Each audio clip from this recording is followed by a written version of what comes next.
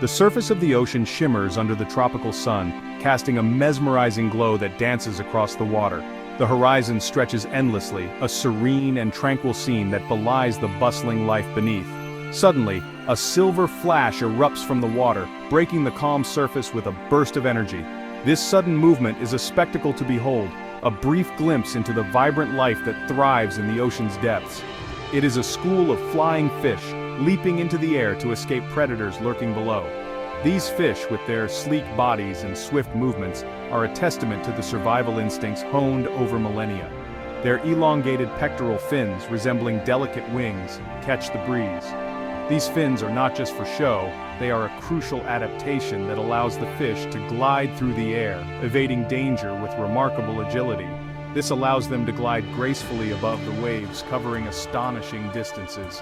In these moments, they seem to defy the boundaries between sea and sky, creating a breathtaking display of nature's ingenuity.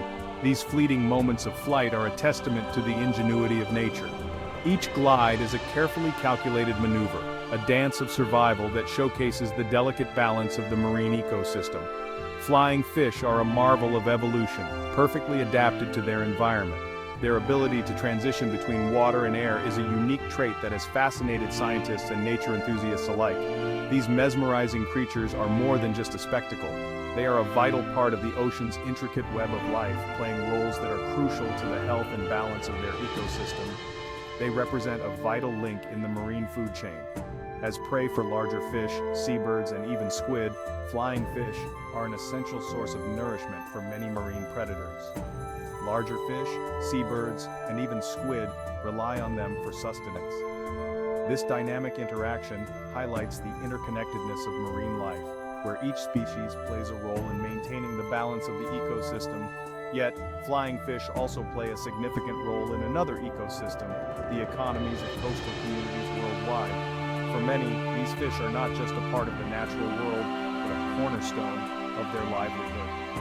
For centuries, these fish have been a source of food and livelihood for people in various parts of the globe. Traditional fishing practices have evolved around the seasonal patterns of flying fish, creating a deep cultural connection between humans and these remarkable creatures. Their unique ability to take flight has ironically made them vulnerable to a different kind of predator fishermen. The very trait that helps them escape natural predators has also made them a target for human capture, illustrating the complex relationship between nature and human industry. From the sun-drenched islands of the Pacific to the bustling ports of Southeast Asia, the flying fish fishery supports the livelihoods of thousands.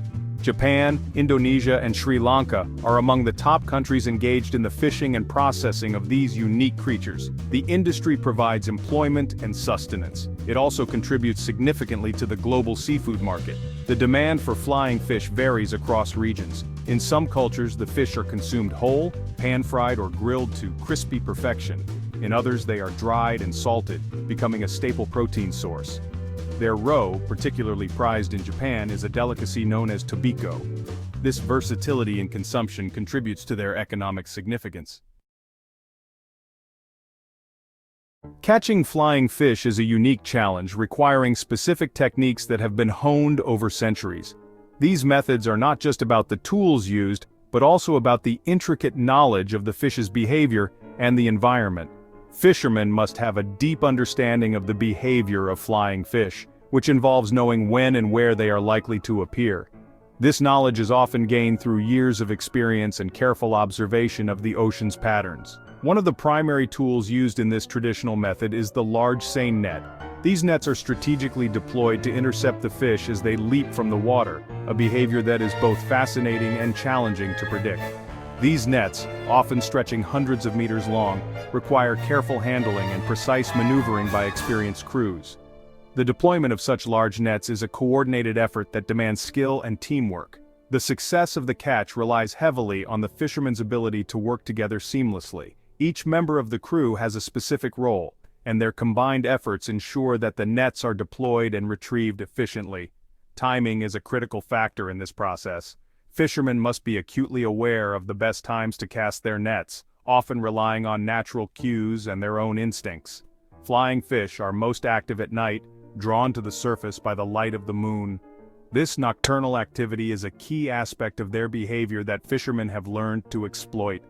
By strategically deploying their nets under the cover of darkness, fishermen can take advantage of the fish's natural tendencies. The use of lights on the boats further enhances this effect, attracting the fish to the surface. The bright lights on the boats mimic the moonlight, drawing the fish closer and increasing the chances of a successful catch. This technique requires a delicate balance of technology and traditional knowledge. The art of catching flying fish is a delicate dance between man and nature. It relies not only on modern tools, but also on the wisdom and techniques passed down through generations. This traditional knowledge is a vital part of the fishing community, ensuring that these methods continue to be effective and sustainable. From sea to shore, it's a race against time. Once hauled aboard, the captured flying fish are quickly sorted and prepared for transport. Speed is of the essence in maintaining the freshness of the catch. The fish are typically kept in insulated containers filled with ice. This helps to preserve their quality until they reach processing facilities on shore. The journey from the fishing grounds to the processing plants is a race against time. Every minute counts in preserving the delicate flavor and texture. Modern refrigeration techniques have significantly improved this process. However, traditional methods like packing the fish in layers of salt are still practiced in some regions. This highlights the importance of preserving cultural heritage even as technology advances. The factory floor is where the magic happens. Here, the journey of transforming the catch into high-quality seafood products begins. It's a place bustling with activity, precision, and dedication. Upon arrival at the processing plant, the flying fish undergo a series of meticulous steps. Each step is designed to ensure that the fish maintain their freshness and quality from the moment they are caught until they reach the consumer's plate. First, they are thoroughly cleaned and washed to remove any impurities. This initial cleaning is crucial as it sets the stage for the subsequent processing steps. The fish are handled with care to preserve their delicate texture and flavor. This meticulous process ensures the highest standards of hygiene and quality control. Workers are trained to follow strict protocols, ensuring that every fish is treated with the utmost care. Hygiene is paramount and every measure is taken to prevent contamination. Next, skilled workers, often with years of experience, deftly fillet the fish, removing the bones and preparing them for further processing. Their expertise ensures that the fillets are of the highest quality, with minimal waste. This step requires precision and skill, as even the smallest mistake can affect the final product. Depending on the intended market and product, the processed flying fish are then subjected to different preservation methods. These methods are chosen based on the specific requirements of the market and the preferences of the consumers. Each method has its own advantages and is selected to best preserve the fish's quality and flavor. Some are flash frozen, locking in their freshness for export to distant markets. Flash freezing is a technique that rapidly lowers the temperature of the fish, preserving its texture and taste. This method is ideal for markets that demand the highest quality and freshness. Others are dried using traditional sun-drying techniques or modern dehydration equipment.